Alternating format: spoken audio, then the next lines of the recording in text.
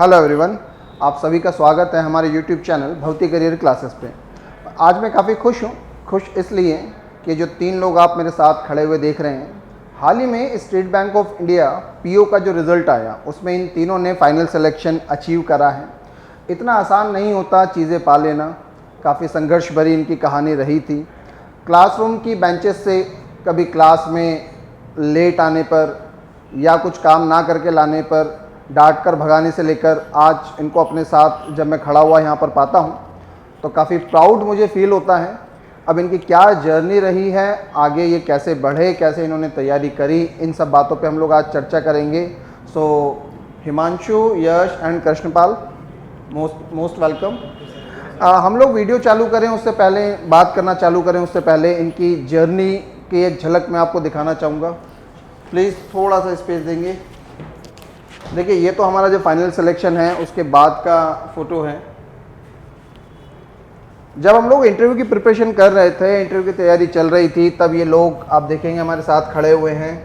यश, then ये हमारा यश, हिमांशु भाई, यश है हमारा, ये हिमांशु है, ये रवि आज अवेलेबल नहीं है, आउट ऑफ इंदौर है, इसलिए हमारे साथ जुड़ नहीं पाए। One more Krishnapal. बाकी जो कैंडिडेट्स आप देख पा रहे हैं, जैसे अस्मिता खड़ी हैं, ये भी ऑलरेडी बैंक में सेलेक्टेड हैं। हमारे प्रबल ऑलरेडी सेलेक्टेड हैं। रिमेनिंग जो 2 हैं, मैं उम्मीद करता हूँ जल्दी ये भी सेलेक्ट हो जाएंगे। ग्रुप एक्सरसाइज जब हम लोग कर रहे थे स्टेट बैंक ऑफ इंडिया के लिए, वहाँ से एक पिक्चर मैंने उठाया है, ग्रुप एक्सरसाइज का एक फ़ोटो है। काफ़ी अच्छा लगता है अपनी जर्नी को वापस जीना, जर्नी को वापस देखना। एंड कहते हैं हिमांशु बहुत बोलता है, अब इसकी जो फ़ोटो उठाई है वो देख के लग भी रहा है कि हाँ ये काफ़ी बोलता है। तो मैं उम्मीद करता हूँ आप वापस जर्नी देखकर आपको अच्छा लग रहा होगा। Please do come.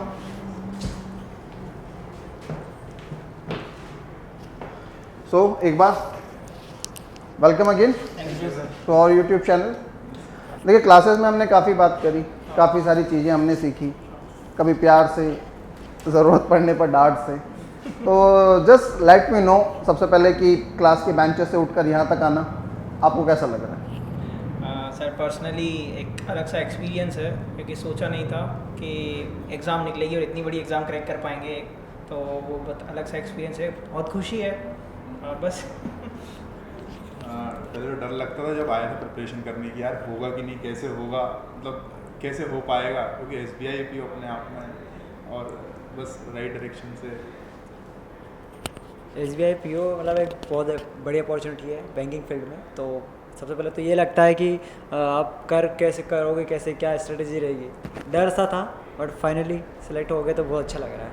Thank you. जिस शाम को आपका रिज़ल्ट आया उससे पहले, मतलब वही जो हर एस्पिरेंट के मन में होता है, होगा नहीं होगा, रिज़ल्ट कब आएगा।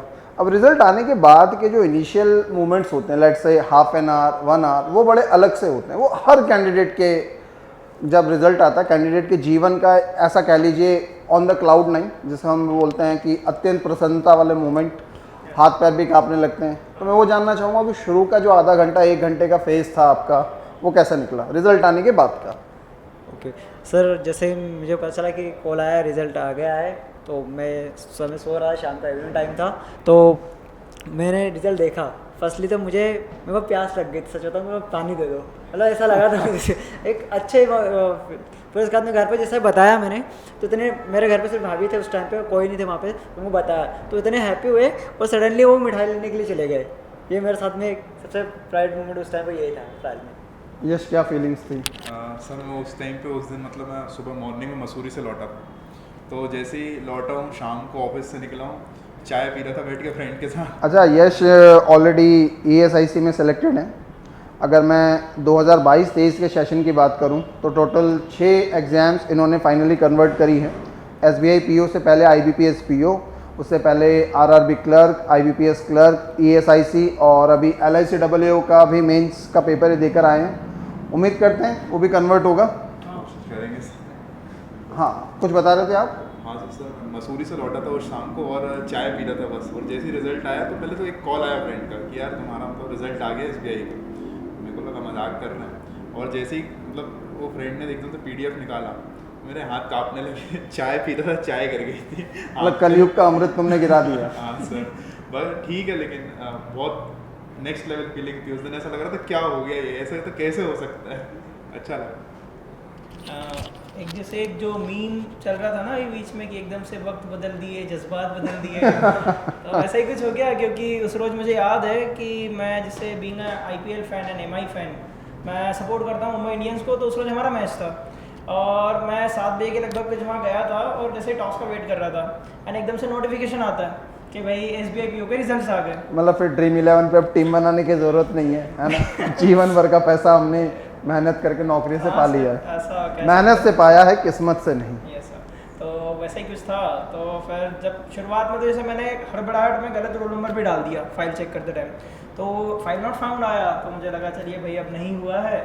फिर दोस्तों ने ट्राई किया उसी समय, तो उनको मिल गया, तो फिर तो बस खुशी की लहर दौड़ गई थी हर जगह और मेरे पैसे खर्च होने शुरू हो गए थे अब से। और घर वालों को जब बात की तो घर वाले तो बट ऑब्वियसली इमोशनल हो गए, लाइक मैं भी थोड़ा सा रोने जाने लग गया सर, वो खुशी के आंसू। तो बस यही सब था। चलिए, ये तो वो मोमेंट हो गया जब हम लोग मंजिल पर पहुंच गए हैं, एंट्री कर रहे हैं, जो चाहा था वो पा लिया, तब की स्थिति है। एक ऐसा फेज जो बहुत एक्साइटिंग होता है वो भी आपने जिया, लेकिन कभी ना कभी जब आपने तैयारी स्टार्ट करी होगी तो हर एस्पिरेंट के मन में कई सारे सवाल होते हैं, कई सारे डाउट्स होते हैं, कई बार अपने ऊपर भी डाउट होने लगता है, कई बार सिचुएशंस ऐसी बन जाती हैं कि कैंडिडेट को लगता है अभी मेरा सिलेक्शन होगा या नहीं होगा। ऐसे कुछ मोमेंट्स मैं उम्मीद करता हूँ कि आपके जीवन में भी आए होंगे, ड्यूरिंग योर प्रिपरेशन आए होंगे। क्या ऐसा कोई मोमेंट आपके टाइम का जो आप शेयर करना चाहें, साथ ही साथ उस मोमेंट को आपने ओवरकम कैसे करा, क्योंकि ये जानना बहुत ज़रूरी है। डेफिनेटली। तो सर अगर मैं अपनी बात करूँ कि मेरी जो बैंकिंग प्रिपरेशन की जर्नी थी तो वो कुछ ज़्यादा लंबी रही नहीं है, कुछ 4-5 महीने की 6 महीने की रही है। उसके अंदर भी लास्ट ईयर इस टाइम तक तो मैंने कुछ सोचा नहीं था कि बैंक में जाएंगे या कोई एग्ज़ाम लिखेंगे, पर फिर जब एंड जुलाई में आई गेस मैंने चालू किया था, और शुरुआत में जब मैंने चालू किया था तब तक एग्ज़ाम्स चालू हो गए थे। हाँ, एक RRB का एग्ज़ाम आ गया था आगे एंड मैं शुरुआत में ऐसा था कि ठीक है भाई तैयारी कर रहे हैं, कहीं ना कहीं तो पहुंच जाएंगे। पर फिर जब नवंबर एंड आया तब तक ऐसा लगने लगा था, क्योंकि IBPS का मेरा पेपर इतना कुछ खास गया नहीं था, और दिसंबर एंड जब हुआ तब तक मेरा वो जो नवंबर से जनवरी वाला फेज था, दिसंबर एंड और जनवरी स्टार्टिंग वाला फेज, उसके अंदर थोड़ा सा डाउटफुल बहुत ज़्यादा हो गया था मैं, क्योंकि एग्जाम्स निकल नहीं रहे थे। और जब लगा कि यार ऐसा मानते हैं कि भाई RRB का जो है लेवल कम रहता है इनके मुकाबले, अगर वो ना निकला तो फिर ये कैसे निकालेंगे, और उससे डाउट आ रहे थे। लेकिन फिर प्रॉपर एक बोलते हैं ना कि एक मेंटर की ज़रूरत होती है आपको हमेशा किसी भी कहीं भी पहुंचने के लिए। तो फॉर्चुनेटली आई जॉइन भर्ती एंड मेट सर, और सर ने फिर टाइम पे ऐसा लताड़ते भी थे वो, तो जैसे सर ने बोला कि लेट आते हैं, वो मैं ही था जो लेट आता था, तो लताड़ते थे सर टाइम पे, लेकिन गाइड भी किया सही से, सही तरीके से कब क्या करना है। और वो गाइडेंस ही मुझे लगता है कि मेन है। जब भी आप लो फील कर रहे हो तो आपको सिर्फ एक इंसान चाहिए जो सही से आपको गाइड कर सके, दैट्स इट। और फिर कंसिस्टेंसी तो आपको रखनी ही है। मेरे साथ सर जब मैं स्टार्टिंग करी थी प्रिपरेशन, तो उस टाइम पे ऐसा लग रहा था कि मतलब सितंबर 2021 में मैंने जब आपके यहाँ बैच ज्वाइन किया, तो उसके बाद से जब मैंने खुद से प्रिपरेशन स्टार्ट करी तो उस टाइम पे ऐसा डर लगता था कि कैसे होगा भी कि नहीं होगा। और मॉक्स में परसेंटाइल जब नहीं आता था तो ऐसा लगता था कि यार क्या ये दुनिया पूरी मतलब हमारे कोई काम की नहीं है। पर ठीक है उस टाइम पे सर। फिर उसके बाद RRB के टाइम मेरा RRB PO इंसिडेंट हुआ था, RRB PO मेरा नहीं निकला, तो उस टाइम पे बहुत लगा था कि यार कैसे नहीं हुआ, मतलब क्यों नहीं निकला। बाकी जो लोग होते हैं हमारे बीच, मतलब जो हमारे फ्रेंड्स होते हैं, जो ग्रुप होता है, जो पीयर ग्रुप होता है सर, वो बहुत सपोर्टिव रहा है और बहुत अच्छे लोग मिले मेरे को किस्मत से कि मैं आज मतलब यहाँ पे खड़ा हूँ आप लोगों के सामने। मैंने 2021 में प्रिपरेशन स्टार्ट करी थी एंड देन जैसे स्टार्ट किया तो मेरे लगभग कुछ एग्ज़ाम्स तो निकल गए रहे थे प्री वगैरह, मेंस में प्रॉब्लम आ रही थी और एज अ SBI PO मैंने डाला, प्लस प्री मेंस और प्लस इंटरव्यू तक आपके सामने खड़ा हूँ जो मैं क्वालिफाइड हूँ। ऐसा मूवमेंट PO ऑफिसर में अभी तक मैंने देखा नहीं था और फाइनली सिलेक्टेड हूँ। और कंसिस्टेंसी तो मोस्ट की ऑफ द सक्सेस, यही आपको रखना है। चलिए, इसके बाद आगे कुछ और बातें। जब हम लोग प्रिपरेशन करते हैं ना, तो आज जो ये युग है, इंटरनेट का युग है, इसमें मुझे ऐसा लगता है पर्सनली, मैं अपने स्टूडेंट्स को एडवाइस भी करता हूँ, आप लोगों को भी करा ही था, कि बहुत ज़्यादा इधर उधर भाग दौड़ मत मचाइए। आपका जो कंटेंट है वो एकदम अप टू द मार्क होना चाहिए और कम होना चाहिए, जिसको आप बहुत अच्छा प्रिपेयर कर पाएँ। तो ऐसा कुछ कंटेंट जो आप बच्चों के साथ शेयर करना चाहेंगे, ऐसा कोई टेस्ट सीरीज, ऑल्दो मुझे ऐसा लगता है each and every test series is good. आप जो लेते हैं, चाहे वो हमने टेस्ट करवाए या आपने कहीं से और टेस्ट परचेज़ करें, लेकिन क्योंकि नए बच्चे हैं, अभी नई नई चीज़ जानना चाहते हैं, आप लोग सेलेक्ट हो गए हैं, तो कहीं ना कहीं उनको इस बात का इम्पैक्ट रहता है? आपकी कुछ एडवाइजेस बच्चों को? डेफिनेटली सर, ऐसे में अगर कंटेंट की बात करें तो मैंने कुछ, क्योंकि मेरी जर्नी बहुत छोटी रही है, 4-5-6 महीने का ही रहा है, तो मैं इतना कुछ ज़्यादा पढ़ा नहीं है मैंने। लाइक जितना भी था कोचिंग से जो मटेरियल मिला था उसे मैंने एक 1 गो तो किया ही था जो सर ने करवाया था, फिर एक सेकंड टाइम में क्विक ग्रोथ कर लिया था मैंने, लाइक जल्दी से निपटाया था, एंड देन मॉक चालू कर दिए थे। तो मॉक का भी ऐसा नहीं है कि आप कौन सा मॉक है, कोई अच्छा है कोई बुरा है, आपका एनालिसिस इंपॉर्टेंट है। मॉक सारे अच्छे हैं और आप जितना एनालिसिस करेंगे उसका, तो वही करता था मैं। लाइक मैं दिन में कुछ कभी कभी होता था 2 घंटे ही पढ़ता था दिन में, पर ऐसा होता था 2 घंटे में भी 1 घंटे का मॉक होता था मेरा, तो उसका एनालिसिस आ जाता था साथ में, और एनालिसिस वाले पार्ट को मैं काउंट नहीं करता था अपने स्टडी टाइम में। तो वैसा एनालिसिस इंपॉर्टेंट था। और फिर जैसे कोचिंग ने तो अपने साइड से पूरी मदद करी, एंड देन बस यही है कि कोई सा मॉक साइट में जाके हम ऐसा कर सकते हैं कि अच्छी तरह से हमारा जो कंटेंट अवेलेबल है, थोड़ा कंटेंट है लेकिन उसको अच्छे से पढ़ सकते हैं, दैट्स द की। मतलब वही जो विद्वान भी कहते हैं कि 10 किताबें ना पढ़िए, एक किताबों को 10 बार पढ़ लीजिए, आप कुछ ना कुछ ज़रूर सीख जाएंगे। यश? सर मैंने तो, आपने जब आरआरबी के टाइम पे टेस्ट सीरीज वगैरह करवाई थी तो टेस्ट करवाते थे, बहुत मज़ा आता था उस टाइम पे, क्योंकि एक पूरे मतलब जो लोग लाइब्रेरी में हैं और उन लोगों से वाकिफ, हम जानते भी हैं उनको, और उन्हीं से कंपटीशन करना, तो मज़ा बहुत आता था। और उसके साथ में सर एक प्रैक्टिस मॉक का भी मैंने टेस्ट सीरीज़ थी, तो मैंने उसको प्रेफर किया, और मतलब सही कंटेंट लगा मुझे, एग्जाम रेलेवेंट कंटेंट लगा। मतलब स्टूडेंट्स को आप एडवाइस करना चाहेंगे कि प्रैक्टिस मॉक का टेस्ट वो देख सकते हैं? Okay fine. वैसे प्रैक्टिस मॉक तो बहुत ज़रूरी है कभी एग्ज़ाम के लिए, कि आप कोचिंग करने के बाद में प्रैक्टिस ही के लिए एक प्रैक्टिस मॉक बहुत अच्छी लेवल पे जाने के लिए सही हो सकता है, और एलिमिनेट करो क्वेश्चंस को। एग्जैक्टली, जैसे अगर मॉक्स की बात करें, नेम कॉलिंग अगर ऐसा कुछ है तो मैं ऐसा कि जे नहीं पढ़ाई करूँगा किसी की, बाकी ऐसा है कि जो कोचिंग के मॉक्स थे हमारे, एक जो भर्ती में इनिशियली जैसे भैया ने बताया आरआरबी के टाइम से चालू किए थे, वो काफ़ी मतलब अबव द एग्ज़ाम लेवल थे, लाइक वो 8 पार नहीं थे, वो अबव थे, तो हमको उसकी प्रिपरेशन उसी तरह से हुई थी। साथ में फिर मैंने दूसरे भी कुछ मॉक रखे थे, जैसे गाइडली है, बायजूस है, इनकी मॉक, मतलब मॉक्स तो ऐसा एक टाइम से ऐसा हो जाता कि मैं दिन में 4 मॉक लगाता था और पढ़ाई दूसरी कुछ करता ही नहीं था, सिर्फ मॉक लगाता था, क्योंकि वही मज़ा आता था। एक से अगर इकट्ठा कंटेंट पढ़ने जाओगे तो मुझे लगता था बोरिंग लगता था, वो कभी नींद सी आ जाती थी, पर अगर मॉक देखते थे तो मॉक में सब डिफरेंट कंटेंट, डिफरेंट टॉपिक्स मिलते थे एक साथ, तो उसमें काफ़ी अच्छा लगता था पढ़ते टाइम, और एनालिसिस करने में तो और भी ज़्यादा मजा आने लगा। हाँ, मतलब अगर आपका लेवल ठीक बना हुआ है तो आप फिर प्रैक्टिस पे पूरी तरह से शिफ्ट हो सकते वो हैं। रिवर्स लर्निंग जो होती है ना सर प्रोसेस, रिवर्स लर्निंग से चालू कर सकते हैं। ओके, ठीक है। अपनी बात को और आगे बढ़ाते हैं। ये तो हो गई एस्पिरेंट्स को जो दिक्कत आ सकती है, जो टेस्ट वगैरह उनको देना चाहिए, है ना।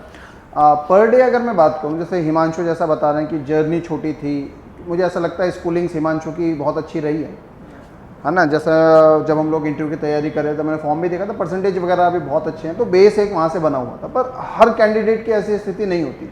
कुछ कैंडिडेट्स ऐसे भी होते हैं जो अपने घरों से, छोटे गाँव से, छोटे शहरों से, छोटी जगहों से निकल कर आते हैं, तो उनके लिए आपकी क्या एडवाइस है? डे शेड्यूल में लगभग कितनी देर उनको जनरली पढ़ना चाहिए? क्योंकि मेरी एडवाइस हमेशा बच्चों को ये रहती है कि भाई टाइम तो आप साइड करो, आप पढ़ने बैठो, आपको जितनी देर में आपके क्लास प्रिपरेशन, क्लास में पढ़ाई हुई चीज़ें पूरी हो जाएं और उनका टाइम टू टाइम रिवीजन हो जाए, इतनी देर पढ़ना चाहिए। लेकिन फिर भी एक आइडियली आपको क्या लगता है? मैं स्पेशली बात यश से और कृष्णपाल से जानना चाहूँगा, क्योंकि हिमांशु ऑलरेडी प्रिपेयर्ड कैंडिडेट था, केवल थोड़ी सी उसकी ब्रशिंग करनी थी। सर लगभग 7 से 8 घंटे लग जाते थे लाइब्रेरी में। मेरे को तो मज़ा आता था अल्टीमेटली, ऐसा नहीं था कि मतलब एक शेड्यूल वैसे ही हो गया था कि मॉर्निंग में आना है, शाम को जाना है, शाम को थोड़ी देर पे चिल करो, चाय पी लो, उसके बाद वापस से फिर थोड़ी देर पढ़ लो, बस 7 से 8 घंटे में। अच्छा, 7 से 8 घंटे। यहाँ पर मैं एक बात और कहना चाहूँगा कि 7 से 8 घंटे आपकी एक्टिव स्टडी होनी चाहिए। Yes. ये 7 से 8 घंटे वो वाले नहीं कि आप किताब लेके बैठे हो, आपने अपना टाइम सेट कर लिया कि भाई मैं सुबह 8 बजे पढ़ने बैठता हूँ, शाम को 6 तक पढ़ रहा हूँ, मैंने 10 घंटे पढ़ा और 10 घंटे में मेरे पेपर नहीं निकल रहे। अगर ये पैसिव स्टडी है, अगर आप एक्टिवली स्टडी नहीं कर रहे हैं, तो फिर ऐसे तो आप 24 घंटे भी किताब लेके बैठेंगे तो आपके पेपर नहीं निकलेंगे। लेकिन यही अगर आप एक्टिव स्टडी करते हैं कि जो टाइम ड्यूरेशन आपने सेट करा है उस टाइम में पूरी तरह से आप किताबों में खोए हुए हैं, आप हैं, आपकी किताबें हैं, आपके क्वेश्चन, आप उन्हें सॉल्व करें, तो 7-8 घंटे इज़ गुड इनफ। कृष्णपाल, आपका क्या? सर मैं लाइब्रेरी में 4 से 5 घंटा बैठा कर रहा था, और मैंने कुछ एजुकेटर्स को भी फॉलो कर रखा था, वहाँ से भी मैं कुछ टेस्ट वगैरह दिया करता उनके, और Okay. उनकी वीडियोस देखा करता था, उसी पे मैं बेस पे क्वेश्चन लगा के मेरा जो प्रिपरेशन थी उसको रूटीन में लाता था मैं, और 4-5-6 घंटे तो लगभग हो जाते मेरे को, और कंसिस्टेंटली मैं लाइब्रेरी में बैठा था, मेरे घर के पास में ही है, वहीं बैठे कर। ओके ओके, जी ठीक है।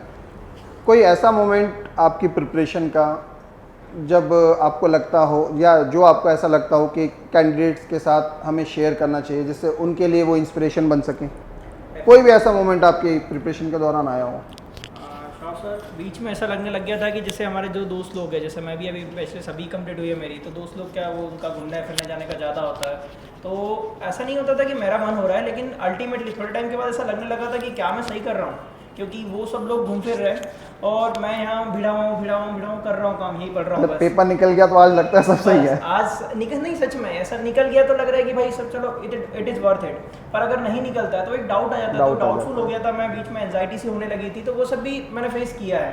पर ये था कि टाइम फेज है ये पूरी, like you need to be motivated और धीरे धीरे सब हो जाएगा।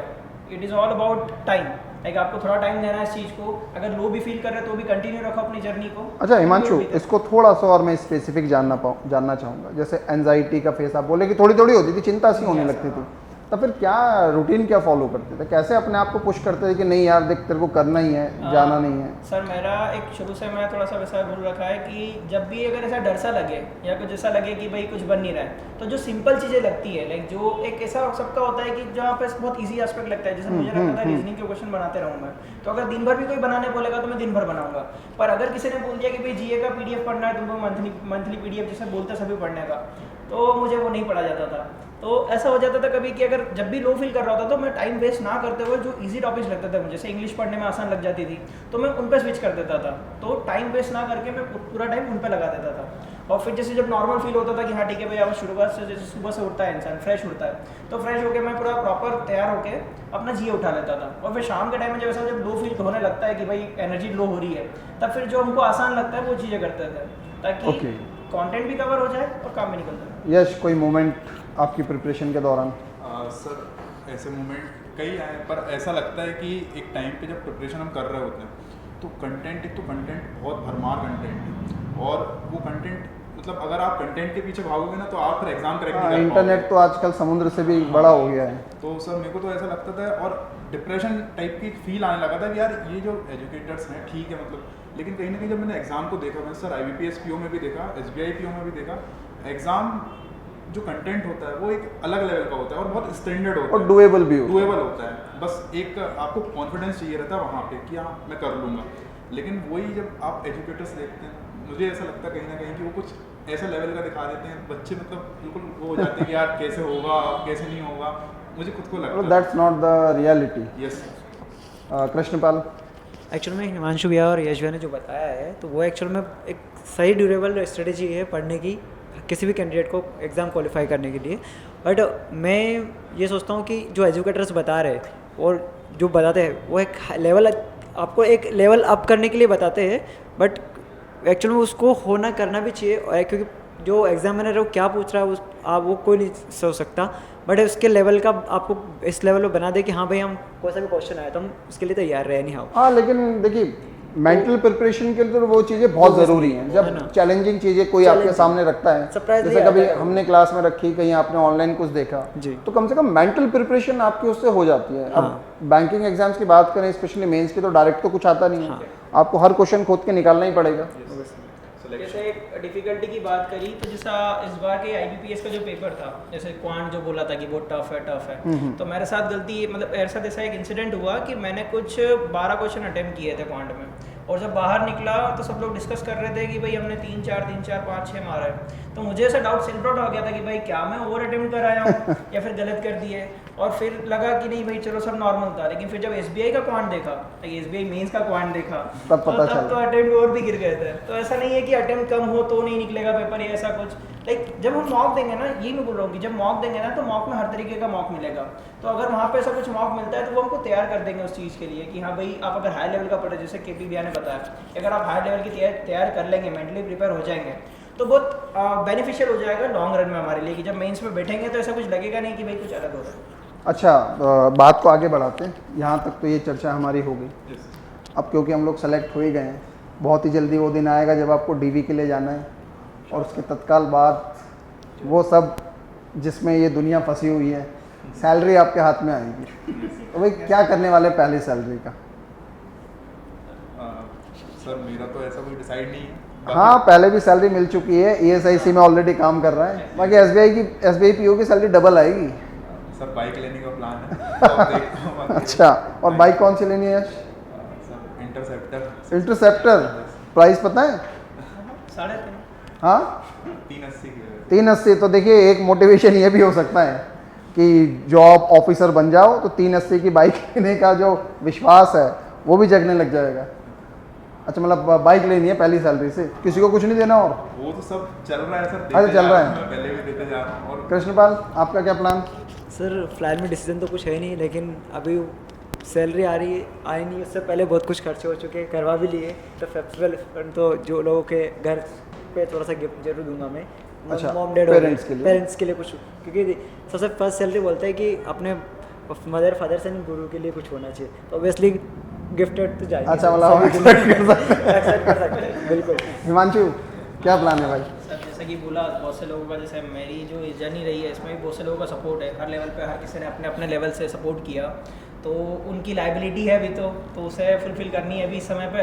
एंड जैसा भैया ने बताया गाड़ी, तो सर हर लड़के का ड्रीम है अपने पैसे की एक बाइक तो हो, तो बस वो भी लेनी है। लेकिन अभी के लिए तो बस यही है कि इतने पैसे जो आएंगे, पहली सैलरी है तो उतने खर्चे भी बने हुए हैं कि हाँ भाई इतना खर्चा करना है। मतलब पहली सैलरी में कुछ नहीं बचने वाला। ऐसा भाई, घर वालों का, इनका सबका अपना अपना शेयर है सर। और पहले साल में कार चाहिए, हाँ सैलरी साल है ना? के end तक। पहले साल में कार और चाहिए। अभी तक ऐसा समय कि अभी जैसे प्रेपरेशन फेज में थे तो 8-10 हज़ार में महीना काट लेते थे जैसे तैसे करके, यहाँ पे कोचिंग का सारे खर्चे निकाल लेते थे। पर अब ऐसा है कि अब जब इतना पैसा आएगा तब सोचना पड़ेगा क्या करेंगे। क्या क्या और करना है। हाँ। ठीक है, चलिए एक चलते चलते एक बात और मैं आपसे जानना चाहूँगा। तो काफ़ी सारी बात हमने कर ली, हमारी जर्नी डिसाइड कर ली, जर्नी पे डिस्कशन कर लिया। जो अभी एस्पिरेंट तैयारी कर रहे हैं उनको कोई आप मैसेज देना चाहेंगे? यस सर, मेरे साइड से अगर कोई मैसेज होगा तो वो होगा बी कंसिस्टेंट। आप लोगों को बस एक ही चीज़ करनी है कि कंसिस्टेंसी मेंटेन करनी है अपनी। लाइक जैसा सबने बोला कि 6-7 घंटे 8 घंटे पढ़ना है, ज़रूरी नहीं कि रोज़ हम पढ़ पाएँ। कभी हमारा इन्वॉल्वमेंट हो जाता है, किसी रिश्तेदार के यहाँ जाना पड़ गया, अपने ही घर का काम आ गया, वहाँ जाना पड़ गया, तो ठीक है जा सकते हैं, लेकिन ये है कि आपको उसको कवर अप करते रहना है कि वीकेंड्स पे थोड़ा एक्स्ट्रा पढ़ लिए, या फिर इस तरह से पूरी प्रोसेस को एक हेल्दी या फिर स्मूथ मैनर में चलाने के लिए हमको उसको कंटिन्यूटी रखनी पड़ेगी, और इसी तरह से हम वहाँ तक पहुँच सकते हैं। यश? सर मुझे तो ऐसा लगता है कि मेरे जैसा इंसान अगर एग्ज़ाम निकाल सकता है, मेरे ग्रेजुएशन में भी 60% नहीं है, और उसके बाद से मतलब कंसिस्टेंसी बहुत बड़ी चीज़ होती है कि कंसिस्टेंट रहो आप। और साथ ही साथ जैसे हम देखते हैं कि कंटेंट, कोई कंटेंट का जो है स्टिक टू द, मतलब मेन कंटेंट के साथ आप स्टिक रहो और उतना करो, और इतना मतलब चिल रह के प्रिपरेशन की जा सकती है। मतलब कि हाँ आप एक डेली शेड्यूल फॉलो कर रहे हो, हम उतना कर लेंगे, उसके बाद हमको ऐसा लोड नहीं है, बाकी ठीक है। हिमांशु आपका परसेंटेज क्या था ग्रेजुएशन का? सर ग्रेजुएशन में मेरा 89% है। 89, मतलब थ्रू आउट द करियर बहुत अच्छे आप स्कॉलर रहे हैं। यस। तो देखिए यहाँ से एक बात मैंने केवल बात को इसलिए बढ़ाया कि कई बार हम लोग ये मान लेते हैं कि अगर आप पढ़ने में बहुत अच्छे हैं तभी आप सेलेक्ट होंगे। अब 2 कैंडिडेट्स हमारे सामने हैं, एक 89-90 percentage through out the journey, school से कॉलेज तक, और एक हमारा यश कह रहा है कि देखो भाई 60 भी नहीं बने मेरे तो, लेकिन मेहनत आपको अपनी मंजिल तक पहुँचा ही देती है। कृष्णपाल कोई message?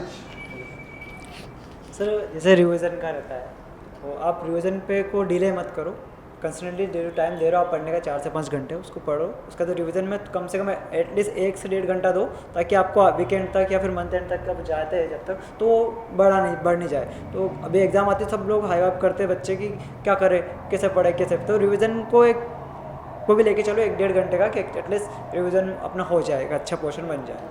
I would like to add one more thing कि ये कंटेंट भी अच्छी बात है, कंसिस्टेंसी भी अच्छी बात है, लेकिन ऐसा है कि एक आपको गाइड भी होना चाहिए। लाइक एक मेंटर चाहिए, कोई भी हो सकता है वो, ज़रूरी नहीं है कि आपके टीचर हो या कोई भी हो। लाइक टीचर अगर होते तो बेस्ट गाइड है, क्योंकि उन्होंने सब कुछ देख रखा है, उन्होंने आपके जैसे बहुत सारे बच्चों को पढ़ा चुके हैं वो। लेकिन अगर टीचर नहीं भी है तो एक कोई दूसरा भी गाइड रख सकते हैं जो कि आपको मेंटरिंग प्रोवाइड करे थ्रू आउट द जर्नी, क्योंकि वही सबसे इंपॉर्टेंट है। जैसे मैंने बोला मैं लो फील करता था, तो वहाँ पर मैं आकर सर से मिल लेता था, और सर से मीटिंग मेरी कोई ऐसा नहीं होता था कि बहुत ज़्यादा टाइम की होती थी, एक मुश्किल से 2-5 मिनट 10 मिनट में सर से बात करता था और सारी चीज़ क्लियर हो जाती, सॉर्ट आउट हो जाती थी, और वापस से जाके अपना काम पे लग जाता था। तो वही चीज़ है कि एक मेंटर चाहिए, कंसिस्टेंसी चाहिए, और कंटेंट सही चाहिए, दैट्स इट। ओके, हाँ यश कुछ कह रहे हैं? सर मुझे को एक चीज़ और लगा कि प्रीलिम्स और मेंस की तैयारी जो है वो साथ में ही करनी है। मतलब ऐसा कोई प्रीलिम्स मेंस असल में होता ही नहीं है। हाँ सही बात है। इट्स जस्ट मतलब कि हमें मतलब क्वालिफिकेशन, ये भी एक प्रोपोगंडा है लोगों का कि प्रीलिम्स अलग होता है, मेंस अलग होता है। मैंने आप लोगों को पढ़ाया भी क्लास में, कभी ऐसा नहीं, हम तो बेस से उठा के टॉप लेवल तक सारा सॉल्व करते ही थे। जैसे जीए है, जीए आप अभी से पढ़ना चालू कर दो, गुड। उसके बाद जो मतलब मैथ्स, रीजनिंग, इंग्लिश है वो तो दोनों का सेम है, बस लेवल अप होता है। तो उसके लिए हम साथ में अगर प्रिपरेशन करेंगे तो प्रीलिम्स भी क्वालिफाई होगा। वैसे भी टाइम मिलता ही कितना, 15 दिन के गैप में तो मेंस हो ही जाता है, तो जो पढ़ना है अभी पढ़ना है। मैक्स महीना भर तो बहुत रह महीना तो ज़्यादा हो गया, रिजल्ट आने के बाद। 15 अच्छा, रिजल्ट भी छोड़िए, डेट्स तो अभी से डिसाइडेड है, साल भर का शेड्यूल पहले से डिसाइडेड है कि इस डेट पे वो होना है। चलिए, तो we are done here. Thank you so much to all of you for joining us. मैं उम्मीद करता हूँ आप लोग भी इतनी मेहनत से पढ़ाई करेंगे और यहाँ से जो आपने सीखा, जो बातें आपने जानी, वो आपकी प्रिपरेशन में आपको हेल्प करेगा। इसके अलावा किसी भी तरह की बातचीत के लिए आप आ सकते हैं, हमसे मिल सकते हैं, हमसे बात कर सकते हैं। हमारा ऑफिशियल कॉन्टैक्ट नंबर है 8220244438। इंतज़ार रहेगा आपका क्लासरूम में, और क्लासरूम से फिर यहाँ स्टेज पर साथ खड़े होने तक। Thank you so much.